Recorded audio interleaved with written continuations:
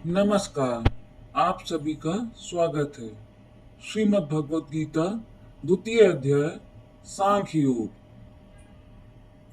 संजय बोले, हे राजन, आंसुओं से पूर्ण तथा व्याकुल नेत्रों वाले शोक युक्त अर्जुन के प्रति भगवान मधुसूदन ने कहा, हे अर्जुन, तुमको इस विषम स्थल में यह अज्ञान किस लिए प्राप्त हुआ है? क्योंकि यह न तो स्वर्ग को देने वाला है और न कीर्ति को। इसलिए हे अर्जुन, नपुंसकता को मत प्राप्त हो, यह तेरे योग्य नहीं है। तुच्छ हृदय की दुर्बलता को त्याग कर युद्ध के लिए खड़ा हो। अर्जुन बोले, हे मधुसूदन, मैं रणभूमि में भीष्म पितामह और द्रोणाचार्य के प्रति किस प्रकार युद्ध करूंगा, क्योंकि वे दोनों ही पूजनीय हैं। इसलिए गुरुजनों को न मारकर मैं इस लोक में भिक्षा का अन्न भोगना ही कल्याणकारक समझता हूँ। और हम लोग ये भी नहीं जानते कि हमारे लिए क्या करना श्रेष्ठ है तथा हम जीतेंगे या हमको वे लोग जीतेंगे। इसलिए मैं आपसे पूछता हूँ कि जो कुछ भी हमारे लिए कल्याणकारक साधन हो वह हमसे कहिए, क्योंकि मैं आपका शिष्य हूँ। अतः आप मुझे शिक्षा दीजिए।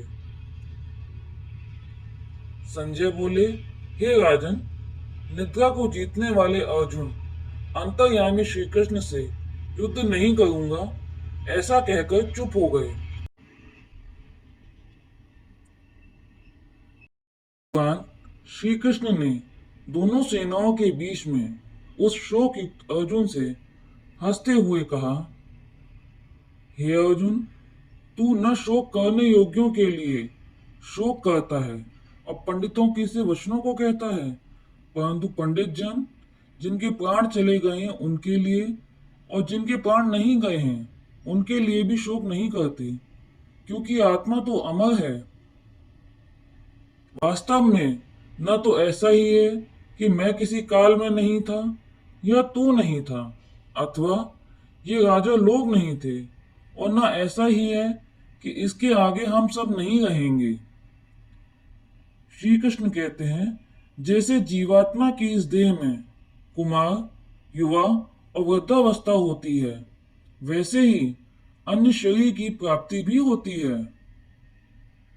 इसलिए हे कुंती पुत्र, सर्दी गर्मी और सुख दुख को देने वाले इंद्रिय दो क्षण भंगुर हैं, उनको तू सहन कर, क्योंकि हे पुरुष श्रेष्ठ, दुख सुख को समान समझने वाला पुरुष ही मोक्ष के योग्य होता है। इसलिए अर्जुन, तू युद्ध कर। श्री कृष्ण आगे कहते हैं, जो इस आत्मा को मारने वाला समझता है तथा जो इसको मरा हुआ समझता है, वे दोनों ही नहीं जानते कि आत्मा तो न मारता है न मरता है और न ही जन्म लेता है। यह तो अजन्मा, नित्य, शाश्वत और पुरातन है। शरीर के नाश होने पर भी यह नाश नहीं होता है। और यदि तू कहे कि तू शरीरों के लिए शोक कर रहा है, तो भी यह उचित नहीं है, क्योंकि जैसे मनुष्य पुराने वस्तुओं को त्याग कर नए वस्तुओं को ग्रहण करता है, वैसे ही जीवात्मा भी पुराने शरीरों को त्याग कर नए शरीरों को प्राप्त होता है।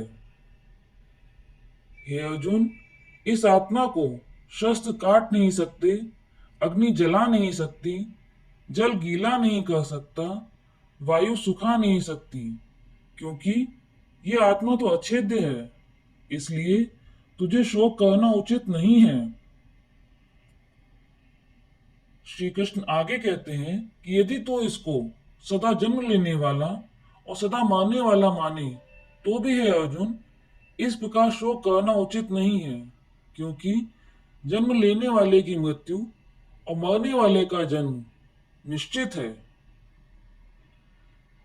सभी प्राणी जन्म लेने से पहले बिना शरीर वाले और मरने के बाद भी बिना शरीर वाले ही हैं। केवल बीच में ही शरीर वाले होते हैं। फिर उस विषय में क्या चिंता है? हे अर्जुन, यह आत्मा सबके शरीर में सदा ही अवध्य है। इसलिए समस्त प्राणियों के लिए तू शोक करने के योग्य नहीं है। और धर्म युद्ध से बढ़कर क्षत्रिय के लिए दूसरा कोई कल्याण का कर्तव्य नहीं है। और यदि तू इस युद्ध को नहीं करेगा तो तू कीर्ति को खोकर पाप को प्राप्त होगा, और तेरे विरोधी लोग तेरी निंदा करेंगे और बहुत से दुर्वचनों को कहेंगे। इसलिए युद्ध करना तेरे लिए सब प्रकार से अच्छा है, क्योंकि मरकर तू या तो स्वर्ग को प्राप्त होगा या जीत कर पृथ्वी को भोगेगा। इसलिए हे अर्जुन, युद्ध के लिए खड़ा हो। सुख दुख, लाभ हानि, जय पराजय सबको समान समझकर युद्ध के लिए तैयार हो। हे पार्थ, ये ज्ञान उपदेश ज्ञान योग के विषय में कहा गया है। अब निष्काम कर्म योग के विषय में सुनो। स्वर्ग को ही परम श्रेष्ठ मानने वाले पुरुषों के अंतःकरण में निश्चयात्मक बुद्धि नहीं होती। हे अर्जुन, वेद सकाम है, तुम निष्काम हो जाओ, क्योंकि जिस प्रकार बड़े जलाशय के प्राप्त हो जाने पर जल के लिए छोटे जलाशयों की आवश्यकता नहीं रहती, वैसे ही ब्रह्मानंद की प्राप्ति होने पर आनंद के लिए वेदों की आवश्यकता नहीं रहती। हे अर्जुन, तुम्हें सिर्फ कर्म करना चाहिए, तुम्हारे अधिकार में फल नहीं है। हे धनंजय, तुम समत्व बुद्धि योग का आश्रय ग्रहण करो, क्योंकि फल की वासना वाले अत्यंत तुच्छ हैं। समत्व बुद्धि युक्त पुरुष पाप पुण्य दोनों को इस लोक में ही त्याग देता है। यह समत्व बुद्धि रूप योग ही काम बंधन से छूटने का उपाय है। इस प्रकार भगवान के वचनों को सुनकर अर्जुन ने पूछा, हे केशव, स्थिर बुद्धि वाले पुरुष का क्या लक्षण है? और स्थिर बुद्धि पुरुष कैसे बोलता है, कैसे बैठता है, कैसे चलता है? श्री कृष्ण बोले, हे अर्जुन, जो महापुरुष मन की सब कामनाओं को त्याग देता है और अपने आप से ही प्रसन्न रहता है, दुख में जो शोक नहीं करता और सुख में जिसकी आसक्ति नहीं होती, उसको ही स्थिर बुद्धि वाला जानना चाहिए। जैसे कछुआ अपने अंगों को समेट लेता है, वैसे ही जो पुरुष अपनी इंद्रियों को विषयों से हटाता है, उनकी बुद्धि ही स्थिर जाननी चाहिए। हे अर्जुन, जिसने इंद्रियों को वश में कर लिया है, उसकी बुद्धि निश्चल है। जो मनुष्य विषयों के ध्यान में रहता है, उसमें उसकी आसक्ति हो जाती है, और आसक्ति से कामना होती है। कामना के पूर्ण न होने से अविवेक होता है। अविवेक से स्मरण शक्ति नष्ट हो जाती है। स्मरण शक्ति के नष्ट हो जाने से बुद्धि भ्रमित होती है, और जिसकी बुद्धि भ्रमित हो जाती है वह विनाश को प्राप्त हो जाता है। और जो पुरुष अपनी इंद्रियों को वश में रखता है, वह शांति को प्राप्त होता है।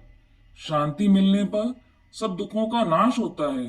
इसलिए हे महाबाहो, जिसने कर्मेंद्रियों से सब विषयों को रोक रखा है, उसकी बुद्धि स्थिर होती है। हे अर्जुन, जो सब प्राणियों की रात्रि होती है, उसमें संयमी जागता रहता है, और प्राणी मात्र जिस समय जागते हैं, मुनिजनों की वह रात्रि होती है। जिस स्थिर बुद्धि वाले पुरुष में समस्त भोग उसको बिना विचलित किए हुए उसमें प्रवेश करते हैं, वही पुरुष शांति को प्राप्त होता है, न कि भोगों को चाहने वाला। जो पुरुष कामनाओं को त्याग कर अहंकार रहित होकर रहता है, वही शांति को प्राप्त होता है। हे अर्जुन, ब्रह्मी स्थिति यही है, और अंत काल में वह ब्रह्मानंद को प्राप्त होता है। यहाँ श्रीमद् भगवद गीता का श्री कृष्ण और अर्जुन के संवाद में सांख्य योग नामक दूसरा अध्याय समाप्त होता है। अगर आपको हमारा ये वीडियो पसंद आया हो तो वीडियो को लाइक करें और चैनल को सब्सक्राइब करना न भूलें। राधे राधे।